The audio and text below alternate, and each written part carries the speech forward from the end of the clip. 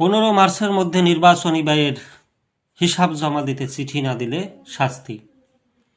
ত্রয়োদশ জাতীয় সংসদ নির্বাচনে অংশ নেওয়া সব প্রার্থীকে আগামী 15 মার্চের মধ্যে নির্বাচনী ব্যয়ের হিসাব জমা দিতে হবে সকল রিটার্নিং অফিসারদের চিঠি দিয়েছে নির্বাচন কমিশন।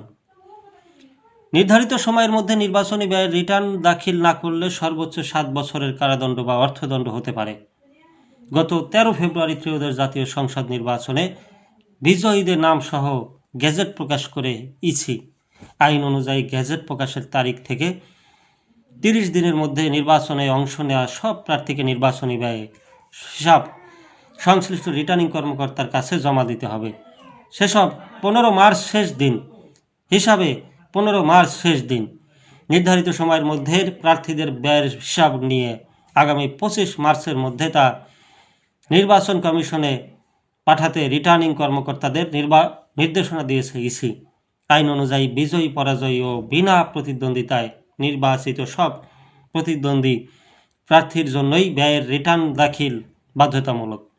কোনো ব্যয় না হলেও নির্ধারিত ফরমে শূন্য উল্লেখ করে তা জমা দিতে হবে। নির্বাচনী ব্যয়ের রিটার্ন যথাযথভাবে দাখিল না করলে তা শাস্তিযোগ্য অপরাধ হিসেবে গণ্য হবে। গণপ্রতিনিধিত্ব আদেশ অনুযায়ী এক্ষেত্রে দোষী প্রার্থীকে সর্বোচ্চ 7 বছর এবং সর্বনিম্ন 2 বছর সশ্রম কারাদণ্ড সহ অর্থদণ্ড দেওয়ার বিধান রয়েছে।